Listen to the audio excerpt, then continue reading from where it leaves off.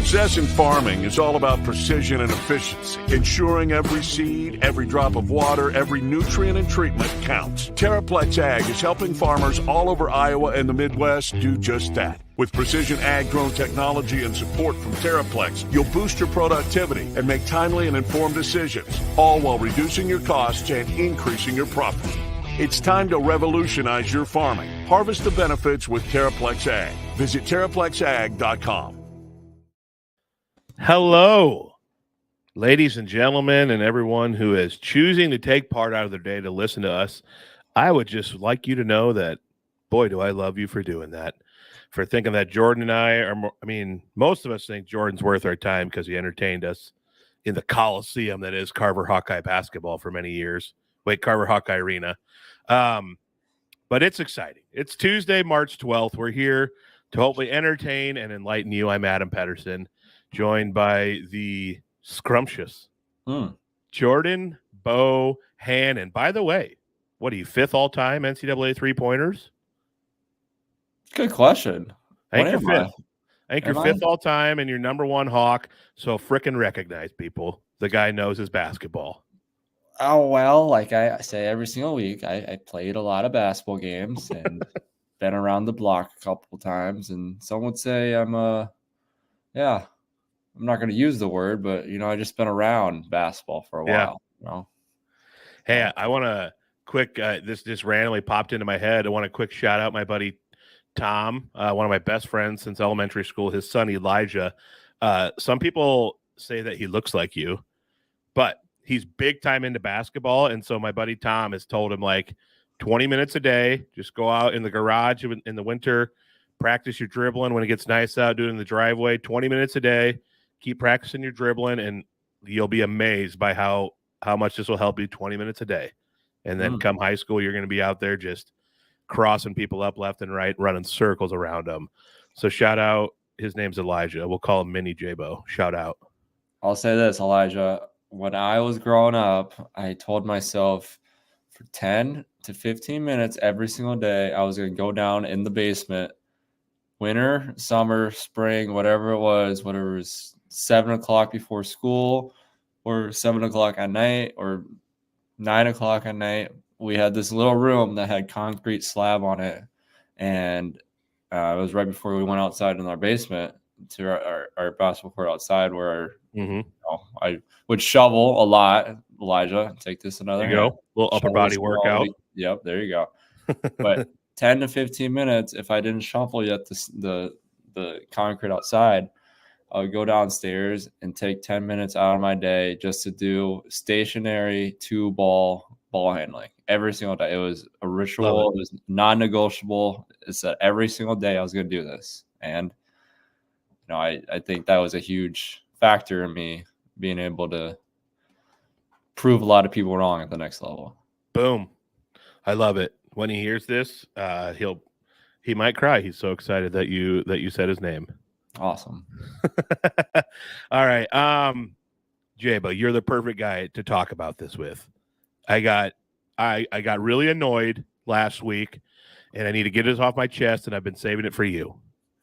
I'm tired of adults who don't understand their finances and are shocked by certain things still nowadays in finance. You got to grow up. We're at the point where you need to know what in the world's going on with your finances. I saw 5 people, public figures who make a lot of money, tweeting last week. I didn't know this was going to happen to me with my taxes. I need help. I'm going to be on rice and beans for the next however long because I don't have money. I'm like, what are we doing? You're in your 30s. Figure it out, bro. You got to know how to run your life and your money. I'm so annoyed by it. The thing what's crazy is if you look through your schooling, anyone's schooling, simple financial behavior is not taught at all. Literally it's zero when you get into the real world. Yeah. I mean, you're just taught to make money. What? Mm-hmm. Right? You're not taught how to save money, how to keep money or, invest money. So I think there's a huge problem with education wise, even if you have really a finance major, you still, I would go to lengths that you still don't really know until you know, right? Until you Yeah. actually experience what you're supposed to do. So I don't know. I am 100% with you. I think there's so many issues right now with just the education system, but not teaching this, because it's one of the most basic, I feel like, requirements you should have to be able to have a successful life, and not only money, but family, Yeah. faith, everything above. Because that, I mean, what does the Bible teach us? You could store your money, more money is going to come your way. Yep. Take care of the little things. Little things are going to stack up. So Yes, sir. Yeah, and like it's like one of the conversations I saw was someone. This is actually someone I know. Not going to say names, and it was talking about a house build, and they like saw like a modular home. They're like, holy cow, you can get this for like 200 and some $1,000. Like, I think I might actually be able to afford this. But they don't even think about the simple fact, like, it doesn't come with plumbing and heating and air and well and water. Like, you got to tack on like 200,000 on top of that, because then you got to add all that stuff that you actually need. And like, it's just basic things like this that people don't think about. And then they're going to get themselves into a pickle if all of a sudden they realize their $200,000 house is actually like a $400,000 project. And like, I don't know, man, I'm probably too critical, but I made sure to teach myself about finance, learn it. I listened to podcasts about money. So I'm just like, feel like I'm always on top of, especially being self-employed. You got to stay on top of it because of your I mean, you don't just make a bunch of money and then all of a sudden you're like, oh crap, I owe the government all this money for taxes. No, you got to like set it aside and be planning and try to understand mostly what your income's going to be and what you're going to be taxed. And it's just simple stuff that it was very much annoying me. And I probably sound like super hoity-toity and like a jerk right now, but it bothered me. Well, just think about just credit card debt alone. I was reading this article. I mean, it came out. I was reading this probably a couple months ago during the winter, and credit card debt hit over $1 trillion. Just Yep. Right there shows you there's not a lot of people to have financial literacy, that getting a credit card debt is financial suicide. Oh, so bad. Oh my gosh, credit card debt's terrible. Oh man. All right, Elijah, this is why you need to work on them dribble skills so you can get a scholarship like Jordan to college. Don't go into college debt. Yeah, and you're not going to learn anything about money in college either. Oh man. All right, I had in top 5, maybe number 1 all-time embarrassing moment at the farm last week. It involves full nudity, and it was bad. So here we go. My parents had to have a new like water system for the well put in at the farm.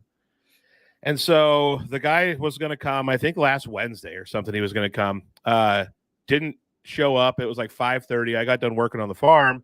I had to get cleaned up and go into church to help with some stuff at church Wednesday night. And so no one's home at the farm. And I'm a sweater. I don't like it warm. So I'm showering with the door open because no one's at the farm, letting all that steam out. So it's nice and cool when I step out. So I get done. I'm drying off. Well, the guy fixing the well decides at like 5:30 he's going to come. I didn't think, I mean, it's 5 o'clock for sure. No one's coming, right? Business hours are over. Oh, my boy. Am I standing there? I am butt naked, drying off after my shower. And this guy walks up to the house, stops and like looks right through the window of the mudroom, sees me on his way to the house, full frontal nudity. We make eye contact. He's like a 45-year-old man. I quick slam the door shut to the bathroom. Then I got to get dressed and realize I got to go get the door for this guy because he's here to do the job. So I had to go get the door for him, act like nothing happened. Very awkward moment. Something that I'll never forget, and it still haunts me to this day. Was nothing said about it? Nothing was said. I was just like, oh, hey, how's it going? I opened the door, and like someone was spreading turkey litter across the road. I was like, oh, boy, that stinks, doesn't it? Trying to change the subject. Oh, it was horribly embarrassing. It was just terrible. See, I would have just said myself, I would have just said something like out of pocket right when he opens the door, just to even make it more awkward. So then we just break the threshold right there. Hey, did you like what you saw there, big guy? See, like that would be perfect. Oh, I should have. Usually that's what I'm like, but boy, that was a tough pill to swallow. Man, that was weird. How did you feel like I don't know how to use this. Like he was phrase. impressed? What? Like he was impressed? Yeah, like, you know what I'm saying? Like, was there a part of you that felt like that? I don't know. I feel like I got a good bod for a lineman. We'll say that. So And he you thought, was probably like, bet that guy was good at football back in his day. I would have thought that. I still think that. Oh man, it was I'll tell you what, it was a moment, that's for sure, that I'll never forget. Well, look on the bright side. It could be a lot worse. This is true. Maybe he wouldn't even showed up. No, at least he showed up, and hopefully things got fixed. This is true, and it could have been like my aunt or my cousin or something that I got to see at like holidays for the rest of my life. Yeah, I mean, I'm gonna say this. You think it's weird, like growing up, probably everyone in your family saw you naked. Mm-hmm. And yeah, then, they did for sure. You know what I'm saying? And then once you hit like, obviously there's a barrier here now, but Yeah, people are gonna take this way too out of pocket here. But now when you grow up, it's like crazy. Like, no, you can't see me naked. Anyone in your family, but like they've literally seen you. Like my mom and dad. You think about like how awkward it is. Like when you're growing up, you always close the door when your mom and dad at your mom and dad's because you get out. I'm naked. Yeah. Right. You know what I'm saying though? Like it's a crazy barrier once you hit like a certain age. Like, okay. Once I'm hit like 6, 7 years old, you can't see me naked anymore. Yeah. I don't know. It's a weird cycle like that. That's how our minds are. By the way, I did, while we're talking nakedness, I saw an article the other day that I can't remember the cruise line company, but they're having like a nudity cruise or something like this, like clothing optional or like a straight up nudist cruise. So everybody on there, it's just gonna be a naked party the whole time on this like week-long cruise. I don't know if this is like a one-time thing or they're gonna start like a new, this is what our cruise is always going to be, but someone tweeted like, would you be okay being on a cruise where everyone's naked but like 60% of the people are ugly? Oh man. Does it cost more to go on those kinds of trips? I would assume so, because you're probably gonna have to pay for the show. I probably like an extra $1,000 maybe. So I don't know, but just you probably save money and not bringing clothes though. Wow, that's a good point. You won't really have to pack much, just your toiletries. That's about it. Right. Toothbrush and deodorant. That's all you need. Oh man, what a world. Crazy world. I'm only saying this because we just got back from Hawaii not too long ago, but one of this beach we used to go to, or that came out wrong. Now this is gonna look really bad, but there's a beach in Hawaii that I've been to.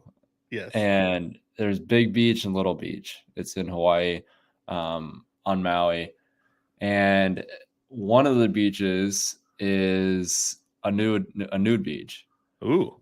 And I remember growing up, and we didn't go to the nude beach first with my dad. This is gonna be, like I said, this is gonna come out wrong, but my brothers heard about this beach, and obviously there's 4 boys in this family, so as people can probably infer or imply that it was very hostile environment, a lot of testosterone obviously growing up. Yeah. And I remember we were all there. Jason, our oldest, was probably like 16, I would probably guess. And I remember like seeing that beach for the first time. I don't think my dad was with us or not. I can't remember. Yeah, I don't remember the first time. I know a couple of times ago we were just walking around like the island a little bit, and you could still see the beach a little bit when you walk by. But I remember experiencing that for the first time, like when I was at a young age, like because it was a nude beach. Yeah, and we also wanted to see it because it's a really pretty beach. It's just a nude beach, so we walked by to see it. And I remember, I wasn't like scarred from it. It was just like the weirdest thing, like seeing people out there like sunbathing naked. And obviously Hawaii is like a vibe, like it doesn't really matter what anyone does. It's just very Yeah. slow paced and everyone's living life. So it's really cool to see that. But at a young age, you're like not comprehending anything that's going on really. But I just remember like open up the trees a little bit and seeing that. I'm like, this is just crazy that this is this is legal. Oh man, there's something there's something just a little different that is in that piques your interest when it comes to nakedness. Even know, like man. overseas too. I remember going overseas for our Europe trip. Like there's a bunch of nude beaches Oh, yeah. in They like just let Italy it and fly stuff. over there. They don't care. It's crazy. Probably a bunch And of guys walking around butt naked but wearing socks on the beach or something. Yeah. Weirdos. They're those Europeans are a different breed. Females don't shave. Ugh. Males Ugh. are wearing Speedos when it's not a nude beach. And Speedos, I'm like Speedos barely covering anything. Oh, yeah. Most of the Speedos. Oh boy. Well, they don't lack confidence. More power to them. But it's normal over there. That's why I'm Yeah. like, it's so crazy to think. Like just like the Hawaii story, like it's just normal. Like that's a normal thing. Yeah, they I don't know, maybe we should have confidence like the Europeans and just be more normal with the human body. Yeah. I don't know. We can There's learn also something that from them, maybe. I like how I'm just going off on this nakedness, but No, let her fly, baby. there's also this threshold too, which I think it's funny, just like the age you get to not be naked anymore in front of your family. Like males just taking their shirt off and running outside. Like, Yep. Isn't that just kind of a wild concept too? Yeah. Girls can't do that. Yeah. I mean, I guess they can, but it's frowned upon. Isn't it illegal though if a girl does? I'm pretty sure it's illegal. Probably. I don't know. It's probably public nudity if I had to guess. I don't know. Yeah. I've just always thought that's a weird, like, I don't know. Yeah. Well, that was a good talk. Good talk about nakedness. my little to no expertise of nakedness in public. I'm just Jason's probably out there on the beach being like, guys, is this illegal? I don't want to get arrested. I just got my first letter from Iowa. I heard Wisconsin's going to be sending me one too. I can't be getting in trouble. No, it was a cool place. I wish I were to experience Big Beach and Little Beach. Anyone that's in Maui, they're beautiful beaches. We'll do a live pod there someday on the beach. Oh, I don't know if they have internet out there, but I'm down. We'll figure it out. Elon satellites. Yeah. All right. It is by this, like we said, we start March 12th, which means planting is right around the corner, and we are coming to you live from the Channel Seed Studios. All those channel guys are probably delivering seed left and right now to their clients, getting them set up for planting season. It's crazy dry out in the field right now and warm, but I urge all of you who are eager to get going, wait till April. It's always better to wait, in my opinion, to plant, but do what you got to do. The channel guys are out delivering stuff left and right. We love them. We appreciate their support of this podcast, and we also appreciate Terraplex Ag. They are, as far as I'm concerned, America's #1 drone company, featuring all the technology that's taking over the farming space right now. You can use drones to plant cover crop late season. You can put it on foliar spray, get some aerial footage of your farm, and see where you're maybe lacking in some nutrients or what's going on. If someone's trying to come steal your sweet corn, you can use a drone to go find them and track them down in your field if they're trying to get away from the police. All sorts of great stuff you can do with these drones. We appreciate Terraplex Ag. I'm very excited to be at their new location in Pella with Jordan on Friday, February 22nd. So for all of you Hawkeye fans out there listening, you should come to the Pella, Iowa opening of their new location there for Terraplex Ag, and you can meet 5th all-time NCAA three-point shooter Jordan Bohannon. I'm pretty sure I'm right, so we're going to go with it. But we love Terraplex Ag and appreciate what they do for this podcast. I'm excited about it. I don't want to make everyone. I'm not sure yet. Oh, sorry. Disregard what I said. I'll be there.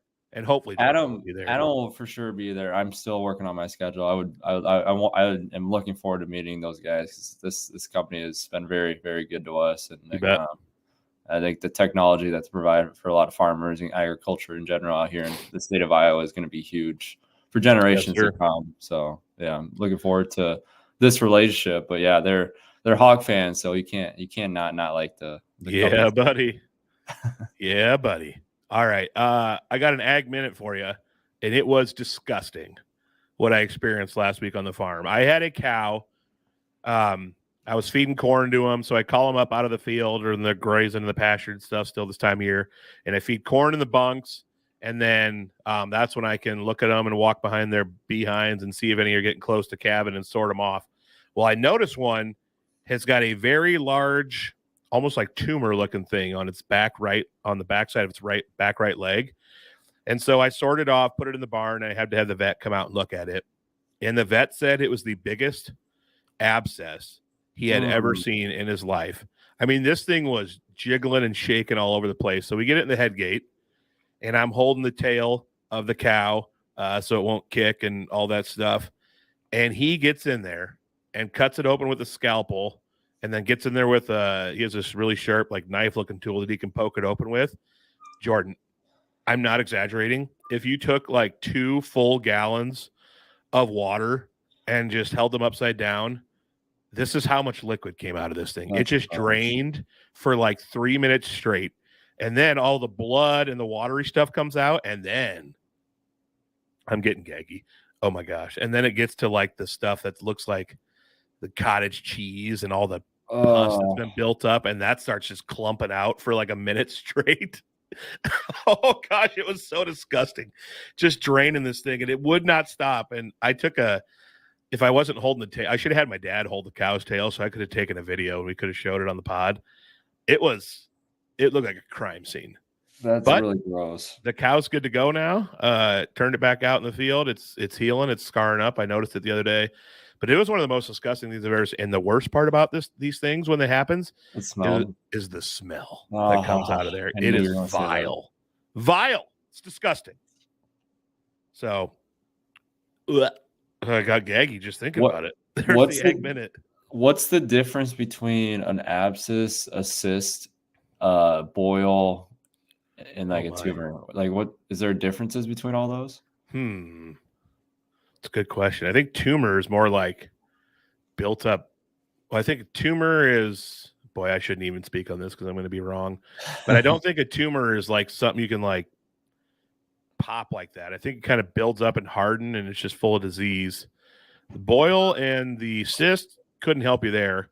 So I guess I don't really know for sure, but it's disgusting. I've seen this done before where like you'll get up on the neck of the cow because they like to scratch on fence posts and sometimes they'll get oh my goodness. Gesundheit. That came out of nowhere.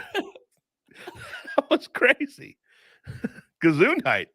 And like I've seen it where they have to cut it open and squeeze all the pus and stuff out, and it's not terrible, but this was like unlike anything I'd ever seen. I mean, it was enough goo and pus to probably fill a 5-gallon bucket, and that was just hanging on the back of the cow's leg. I knew you were gonna say it smelled really bad. I knew that was the ending. Gosh dang. Kudos to veterinarians. It is. I've heard many people say it's harder to get into vet school, like at Iowa State or South Dakota State, than it is like medical school. Man, some of the stuff that they do for us, shout out. Like sometimes I look at it and be like, I guess we probably could have done that ourselves, but I would have had to like watch a video and figure it out. I'd rather just pay the vet a couple $100 to come out and take care of it for me. Kudos to them for that. And that stuff splattering. It goes on their hand. It might splatter up on their face while they're working. Disgusting.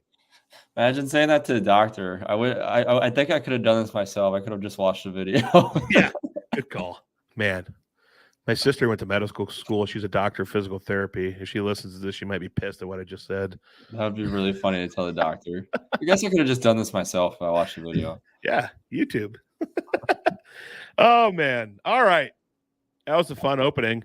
Are you ready to talk about some sad stuff now? Some basketball. Yeah. Sunday, man, that was a bummer. Iowa, it was kind of shaping up to be like win and get in, I think, or win and just don't have a bad loss in the Big Ten tournament and you're in. I was worried, and I want you to speak on this. And I heard a lot of people mention this. I was worried about the 8-day break, I guess 7 full days between games. And they're hot shooting by Peyton. Dix was on fire. I mean, things were rolling. And I was a little worried, like it would cool off. They'd be a little rusty coming out. But I wanted to ask you this, like, is that a fan thing that we're worried about? And like, it's not actually like a real thing? or from the player perspective, what do you think that do you think a long break like that contributes to maybe some cooling off? This is a great question. I wasn't very a proponent of these long breaks just because, 8 days is a long, 7, 8 days is a long time from not playing a game. And the thing that people, I guess, don't realize from within, when you're in the mode of game, you kind of get a rhythm down of what your schedule looks like. And when you have a long break, you're going to have some off days. You're going to have some days in practice that suck. Like you're going for 3 hours. You're going really hard. You're getting your conditioning level up. You're getting weight room sessions in. So you're not dreading those long breaks, but you know that it's going to take a lot of work for you guys to go from point A to point B to get ready for this next game. 3-day prep to get ready for Illinois, or 2-day prep to get ready for Illinois. I'm sure they introduced a little earlier than that too.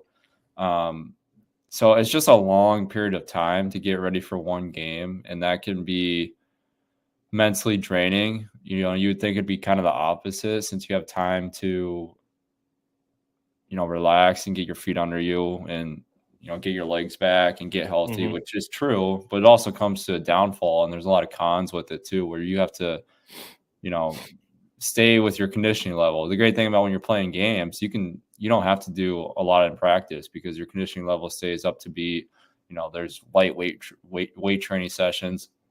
Yeah. But when you have, they probably did 2 days off, which most teams normally do. 2 days off, you get back in the gym, you have a hard couple practices, you have a hard couple weightlifting sessions.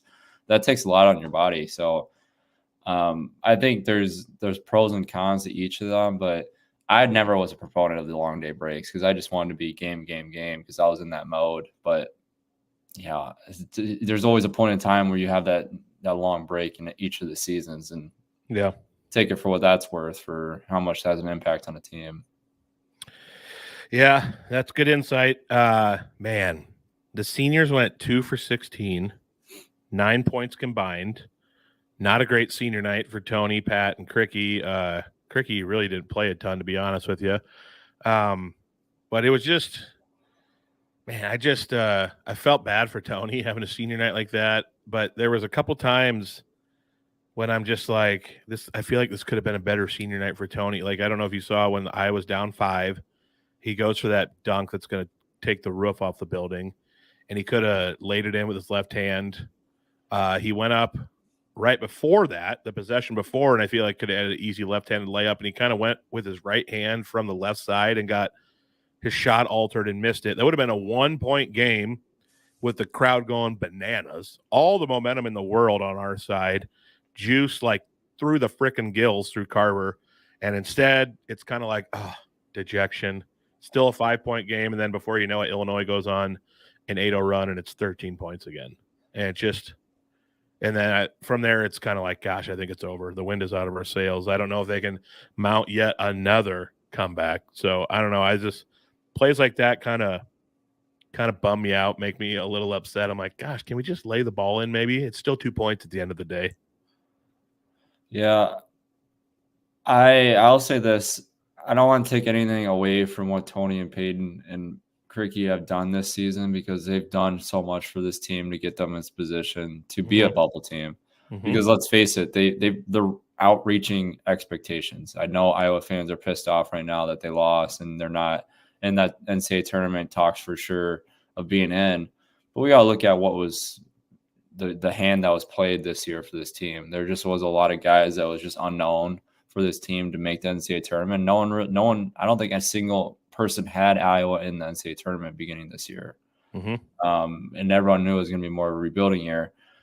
So off that, I appreciate everything those upperclassmen have done because they put this team in a position to really still have a shot to be in the NCAA tournament. And without them, they would not have that situation be happening.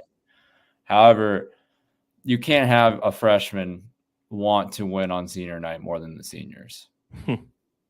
And the reason I say that, Brock Hardy came in and he was the X Factor guy. He was the guy that actually showed the most energy out of any of the teammates on the floor on senior night. And for guys that are seniors, I mean, any Iowa player can attest to it. That's a very memorable night for your life moving forward into your next chapter of remembering senior night, stepping out with your parents, getting that jersey from Fran. It's very emotional, and that's something that you're going to hold true to yourself and to your heart forever to come, because was your final goodbye to a place that meant so much to you with your time being. So any Iowa player that has been through that would say the same thing. And I think a lot of people would say the same thing as well, too, that they want that last moment to be really memorable.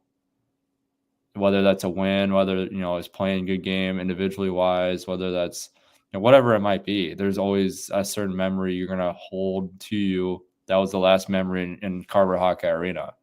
And that's something that's talked about in pregame. Fran talks about that. Like, this is a lot of last moments for you guys here at Carver. You got to, make the most of it, because you're not going to get this chance ever again.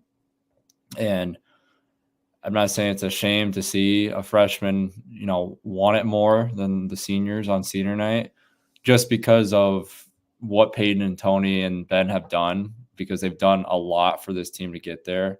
But it just felt like, in my opinion, that there's guys on the team that wanted to win that game more than the upperclassmen. And you're not going to win a lot of games when that's the case. Yeah, Brock, he had 6 points, 6 assists.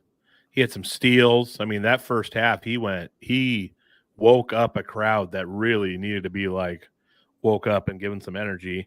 And that leads, I was going to ask you something, and I know it was senior night, but Brock didn't play a lot in the second half. And maybe it's just something where he did his role where he came in and gave that juice for the first half. But I would have liked to see him play more in the second half too, because of the difference I think he was making on the game.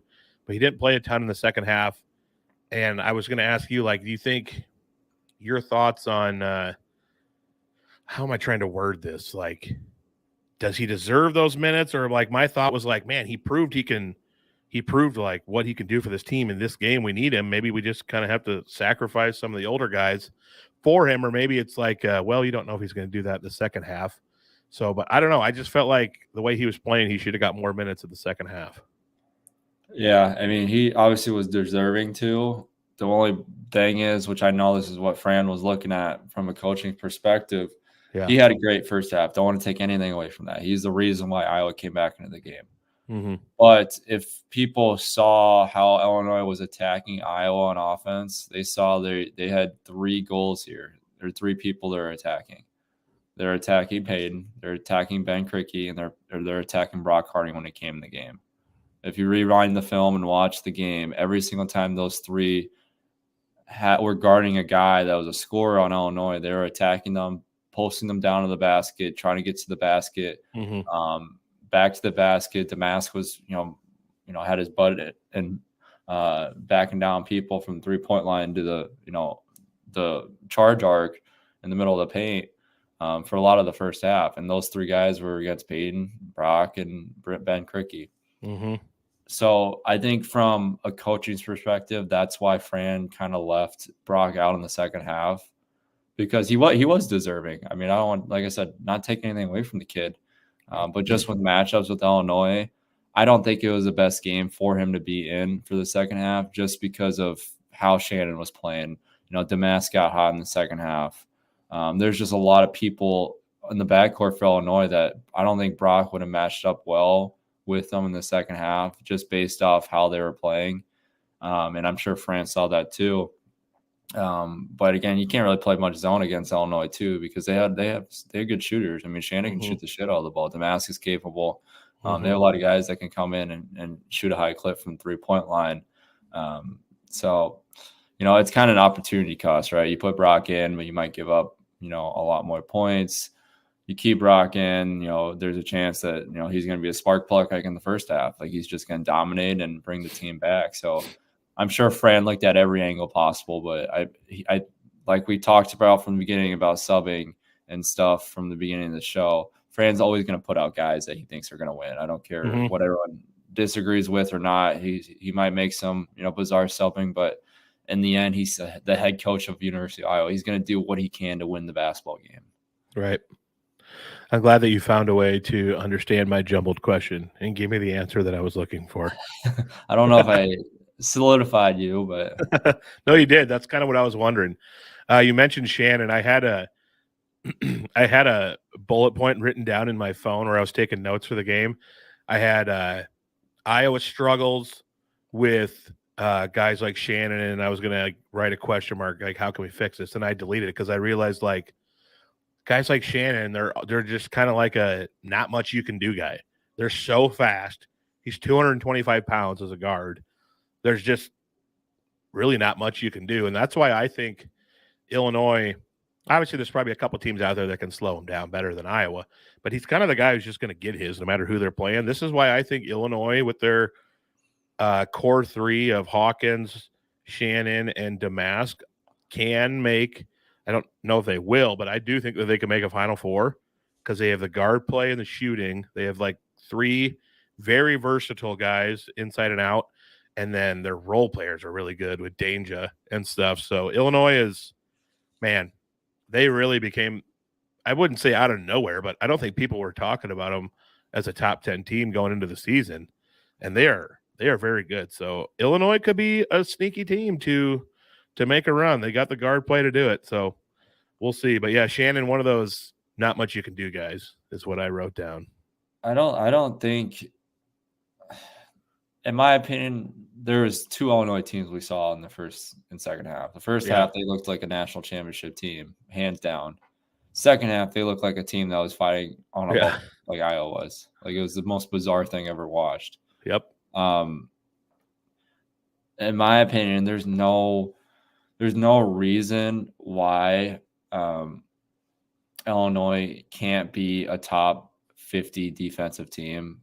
When Illinois when the commentators put up that stat on Sunday of the defensive efficiency of Illinois, they're at 105. I mean, I'm saying to myself, the athletes they have on this team, how their core guys that play bulk of the minutes, the guys that have role players coming in, there's no reason why that team should not be a top 50, top 30 defensive team in the country. Mm-hmm.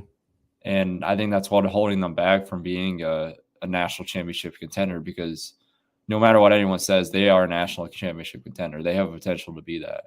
Mm-hmm. But for whatever reason, I was shocked when I saw them. Like, they're 105, and I'm looking at the athletes they have on the team. I mean, I would put them against, other than Trent Frazier, of the past Illinois teams, like, this is honestly the most athletic, most skilled Illinois team that I can think of.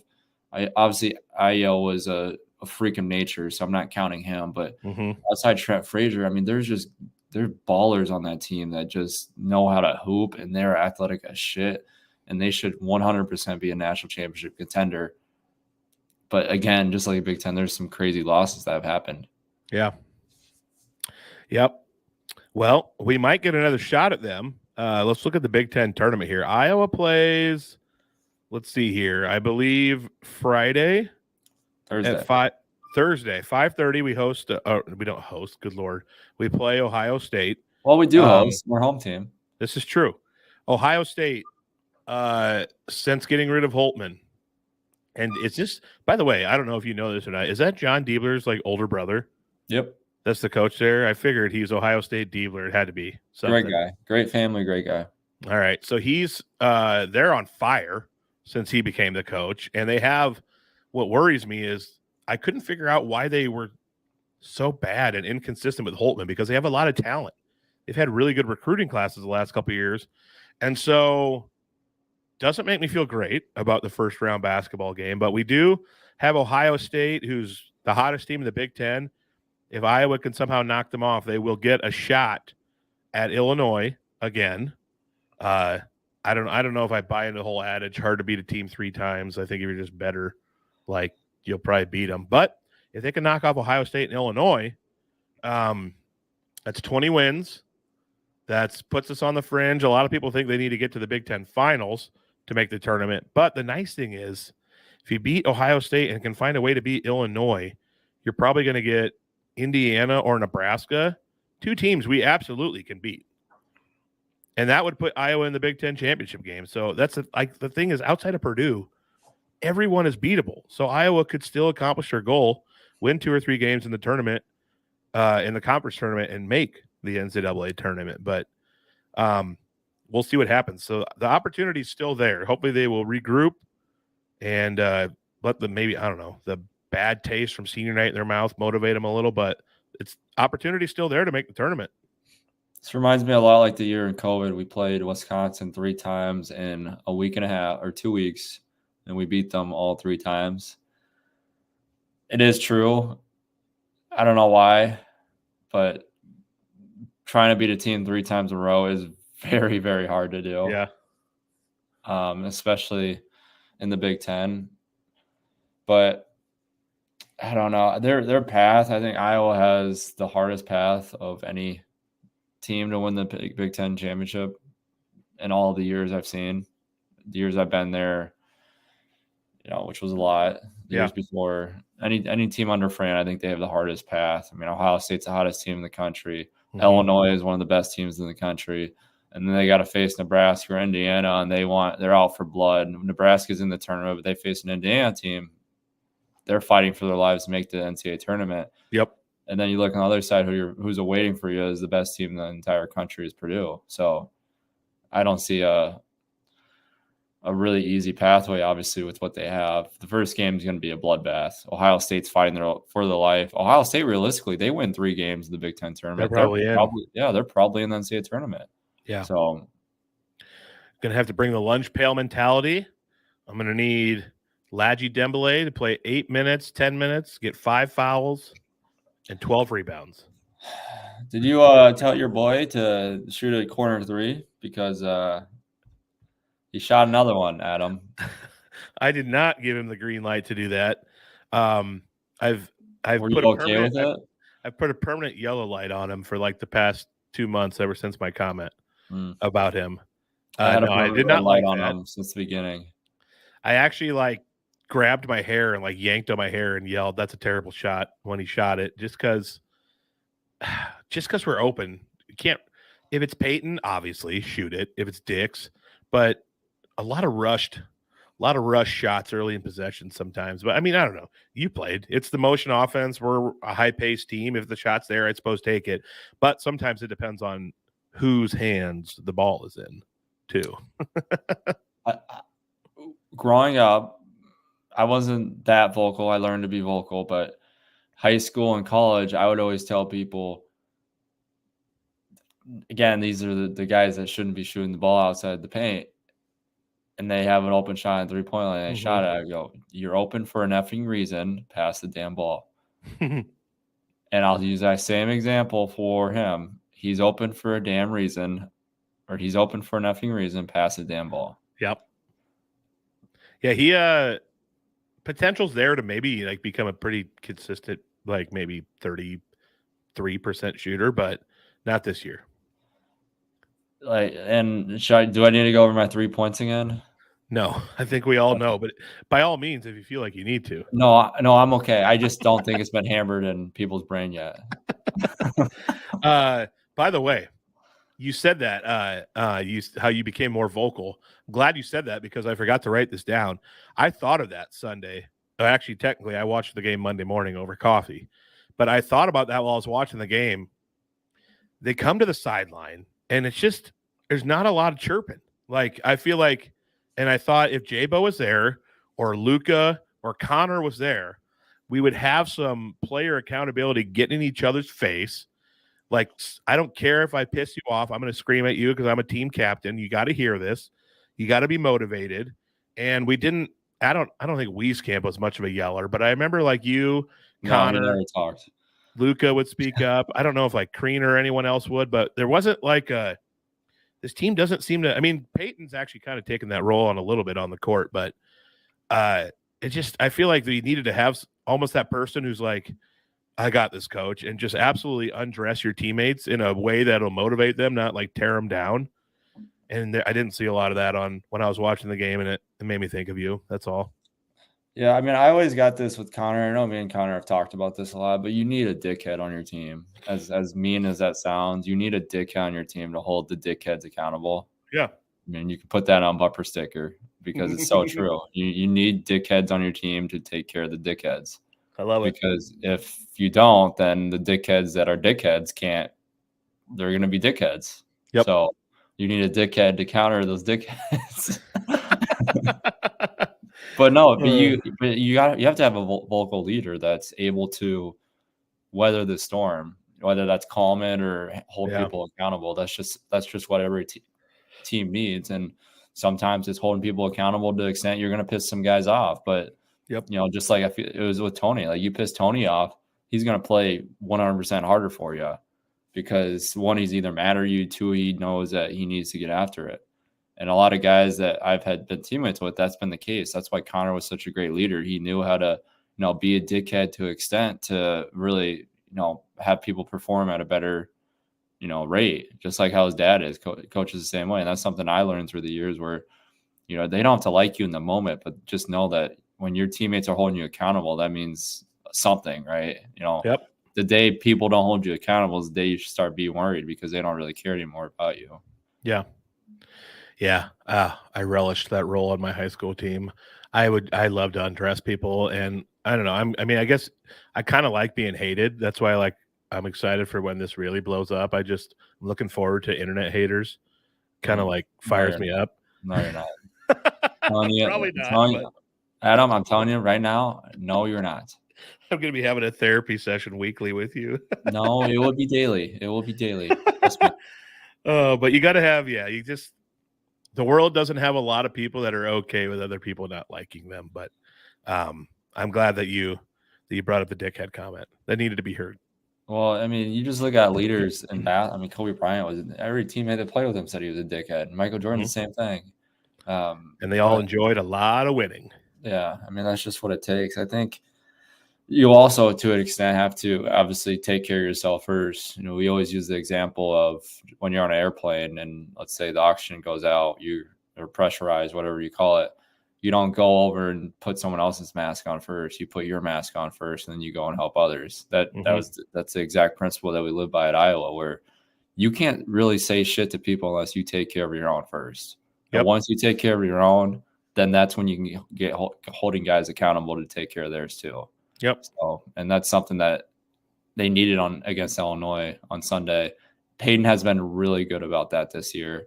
And, I've been super proud of him because he's really stepped up because it's hard. It's hard to, a nice kid like Peyton, he's probably has never said a swear word in his life, I'm sure, but it's hard to be a dickhead to people and understand that it's good that you're doing it because it's going to pay off dividends, not in the time because you feel like an asshole, but it's true that you're going to have to hold people accountable to get them motivated to do stuff that need to be done to be winning. Yes, sir. All right. Well, let's talk about someone who's not a dickhead. DRF Sportsbook. How about that? I coughed in the middle. What'd you say? Let's talk about someone who's not a dickhead. DRF Sportsbook. DRF, our lovely friends from our local Iowa sportsbook, great partners with this podcast and Iowa Everywhere Network. So they are locally owned, Iowa only. We have a new user offer here. Of course, if you go to ia.drf.com, enter promo code Iowa250. When you sign up, you'll receive a 100% deposit match up to $250 on your first deposit, plus an exclusive $50 bet credit after your first deposit. So this is basically money growing on trees, baby. They're just handing it out. So go sign up for DRF. Do that. And also, I want to point out that this is why you use local, because they're listening and they've heard thoughts and feedback from you guys about how to improve their product, and they're making the necessary changes to make it a better experience for their users. So go sign up for DRF. It's going to be the best experience you get. They love you and they want to make it great for you. And because we love you, we're telling you to go there. So use DRF, and we're doing an exciting event right now with them in DRF, or with them in Iowa Everywhere. So we're doing a thing right now where everyone on every show is going to pick an underdog team, fringe team that's going to make the tournament, and we're going to ride with them, and we're going to say why we like them. My team is completely kicking me in the nuts every week ever since I've picked them, and that is Michigan State. Who even knows if they're going to make the tournament at this point? But I said I'm going to ride with them, so I'm doing it. I've dropped my phone 192 times. It's just spazzing out right now on me. Here we go. So I got the odds pulled up. Michigan State's odds right now, let's see here, are plus 7,000. So 70 to 1. By the way, I put a bet on Michigan State like a month ago to make the Final Four, which I think was like 10 to 1, and then win the whole thing. I didn't bet a ton of money because it's unlikely, but I was like, hey, this hits. I like their team. I think it was like 30 to 1. And now it's 70 to 1 on Michigan State because they keep losing. Can't believe they lost Sunday to Indiana. My gosh, they've just been blowing some games they shouldn't. If they win a couple games in the tournament or one, I still think they're probably in because their strength of schedule is crazy. But this is why I like them. They pretty much bring their entire team back from last year. They got Sissoko down low, and then they always have big white guys down low that Izzo has. And they've got Hogard. They've got Walker. Crap, I can't think of that other lefties guard's name. Anyway, they have the guard play. They've got their stud freshman who's a slasher, kind of do it all. And I think if they can just play consistently, they are a team that could beat anyone. If they're on like the 10 line or a 9 seed, that is a nightmare for any 2 or 1 seed. They do not want to see them in the second round if they'd have to. So Michigan State's a team I'm riding with. Tell me how much I suck if they don't make the tournament. I'm prepared for it. Well, we know my opinion on Michigan. Started just doing some research in the background here, but you know my opinion on Michigan State. Michigan State's a team that I always thought they were going to be a Final Four team this year because of the talent they have. They were one of my preseason picks. Yeah, mine too. I thought for sure what they had coming back, they were a lock for sure of being a deep run team, but they're struggling to make the NCAA tournament. I think they're in no matter what. I hope so. I think they're in no matter what. Do you have a team? By the way, maybe they just need to start Steven Izzo at point guard. That's the catalyst they need. Anyway. Yeah, maybe not. Who's your team? My team is James Madison. Ooh, JMU, baby. 31 wins, most in the country. Yeah. I was going to be pissed if they didn't win their conference tournament and like a 15-loss Villanova team got in over them. Anyway. Which is a good point because will they be in if they don't win the conference tournament? Probably not, which is stupid. But if they don't win, this is a great thing to think about. Might hurt Iowa's chances if they don't win the postseason tournament. This is true. The bubble teams even more. People overlook that. People look into the bubble too much of just thinking about the bubble teams and the people that lose and win. You also have to think about the non-Power 5 teams that are really damn good, like James Madison. Yep. And they lose, like Indiana State. Indiana State lost to Drake. Drake was probably on the same line as Iowa was, and they won their conference tournament. Indiana State probably has every right to be in the NCAA tournament as well, too, based off how they've been playing this year. Yep. So, but yeah, my team's JMU. I love JMU. I loved them last year. They're so much fun to watch. I mean, they score at such a high clip. You look at who they beat. You're the Dukes. They played Michigan State at Michigan State and won by 3. Beat them. Yep. They are 250 to 1 plus 25,000 on DRF. So if someone's going to ride with Jordan and ride with the Dukes, you're going to make some cash if they make a run. So be checking out DRF during March Madness. It's the best gambling time of the year if you can gamble responsibly, because the chaos of all these games and the excitement that comes with watching the games is bonkers, especially if you got a little money sprinkled on. I took a 2-week hiatus, by the way, because I have had a poor run. And then I threw a parlay together on Saturday, and Kansas completely kicked me right in the nuts. Only team that missed in my parlay was Kansas. Kansas is struggling right now. I got to stop picking Kansas. They're Hunter, I guess I need to text him. Is he separated shoulder? Separated his shoulder. Yeah, is he going to be okay? So him and McCullers are out for the Big 12 tournament. That can kind of move into some Iowa State chatter. They're out for the Big 12 tournament. I don't think That's really good. If they lose first round or second round Big 12 tournament, I don't think it's going to affect their seed at all. I think they're probably going to be around a 3 or a 4 if I had to guess. But Kansas is a team that I think if Hunter's good to go come tourney time with a little extra rest, and if McCullers is good, I don't know, with TV timeouts during March Madness, timeouts, if they can just ride with 6 guys, I could see Kansas making a Final Four. I really truly believe it. I believe in Bill Self. They have talent. Just comes down to if they're healthy enough. But I think they can ride 6 guys to the Final Four. It's going to be tough. Yeah, very but tough. Really, you need your core guys of 6 to 8 to really have a great team in the postseason run. Yep. Yeah.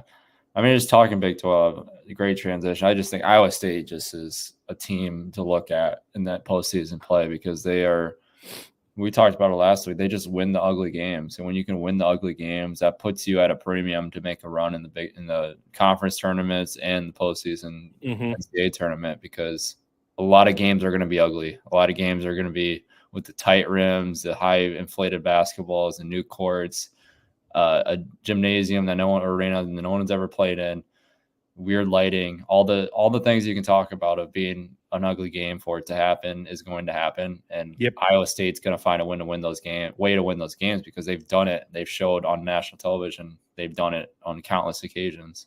Yep. Yeah. And it would be great. So Iowa women win the Big Ten tournament in dramatic fashion. What a game in the title game against Nebraska.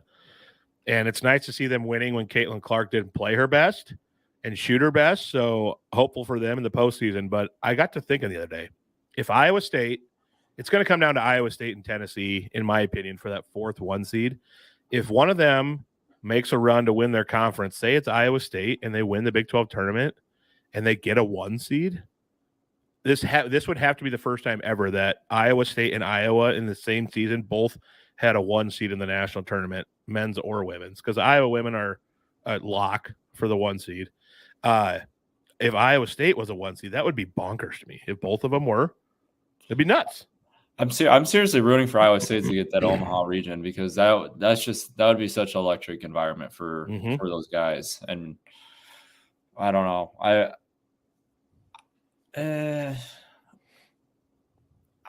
I think it's going to be hard for them to win the Big 12 tournament just because of the monsters of teams there are in. And it's almost like I don't even know if you want them to win the conference tournament. And the reason I'm saying that is just the willpower and the emotion and the mental fatigue it's going to take to win a Big 12 tournament and then turn around and go and perform the NCAA tournament. And obviously, I'm going to be wrong here. They're going to win probably the Big 12 tournament. They're going to make it around the NCAA tournament and prove my theory wrong. But just think about the willpower just to try to pull that off and then turn around and go in the NCAA tournament and try to do the same exact stuff. You know, that's a wave of emotions. Yep. So, and obviously there is situations that proves me wrong on teams doing just that. But no, I think just Iowa State, if they have a first round knockout, Iowa State fans, I wouldn't be too worried at all because that gives your team a little more time to get some rest and prepared for the NCAA tournament, even if they don't get the Omaha region. Yeah. But if they do, you know, look out because Iowa State, I think they're a lock for Sweet 16 and they're going to have a shot to win 2 more games too. Mm-hmm. Can I sent you a Snapchat that I had a piping hot take. Can I give it to you quick? Yeah. As we wrap up here, I think the SEC is better than the Big 12. The Big 12 or the SEC. Yeah. So I had the top 6 from each conference. I got Tennessee, Kentucky, Florida, Bama, Auburn, and South Carolina. I love Tennessee, Kentucky, Auburn, and South Carolina. And then in the Big 12, it's Houston, Iowa State, Baylor, BYU, Texas Tech, and Kansas. The SEC is arguably yes. I don't think that's big hot to take because SEC is really strong this year. All right. Big 12 though, just looking down the teams, they just have powerhouse after powerhouse this year too as well. But this is the thing I don't like comparing 2 great leagues. You can compare like a ACC this year compared to Big 12 because Big 12 is far superior than the ACC this year. Yep. So comparing that's pretty easy. But teams like, you go down the line of Tennessee's and the SEC, I mean, they're damn good. So it's almost like doing them a disservice by even trying to compare Big 12 and SEC as well, too. Yep. Shout out to Iowa Hawkeye fan, lifetime Hawkeye fan. Not sure if he technically still cheers for him because he's the head coach of Drake now. Darren DeVries and Drake on winning the Missouri Valley.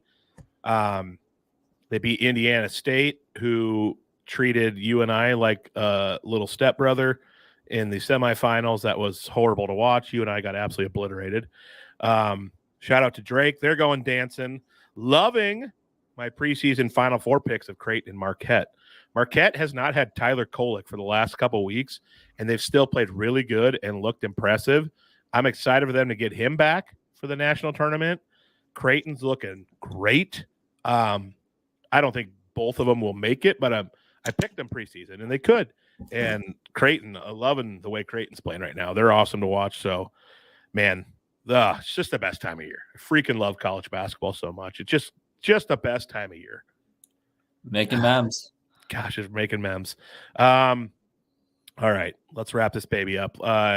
Iowa Event Center, win at iowaeverywhere.com. Tell us why you and your moms should go watch Barry Manilow together. We'll pay for the tickets. We'll put you up. If you're coming from Istanbul, if you're a listener out there and win, we'll fly you in on a private jet. Williams will pay that bill. He's got you covered. And let's see here. They have a bunch of other amazing concerts, so check them out. I'm looking for the social media stuff here so I can. Here it is. Iowa Everywhere. We're on Facebook, Instagram, X, TikTok, Grindr, YouTube, and that's not Grindr, that's Threads, and Apple Podcasts. Also, you can find us on Spotify as well. So check out all of the social medias. Where's Making Memz? It's back. Hello, you see my face again. I just love doing this with you. I hope they don't get mad at me for saying Grindr. I thought that was trying to. That was a good one. That was a good one. Kind of trying to be funny. Yeah, I think I'm the only single guy in the Iowa Everywhere network, and I'm not looking to date right now because that gets in the way of podcasting. So if you find Iowa Ever people on Grindr, don't come knocking on my door. I don't got time for you. He's busy, people. He's busy. Yep. Cows and podcasting. That's all I care about. Yep. And Jesus, obviously, number one. Mm. Jesus, number one. But that's a given. All right.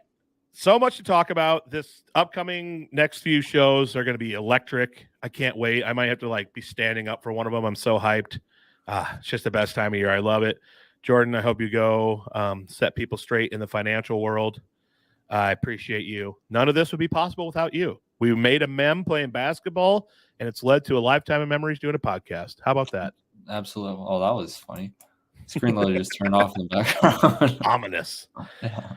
All right, everyone. The rest of the week will be great shows for Iowa Everywhere. Check out this one. Tell all your friends.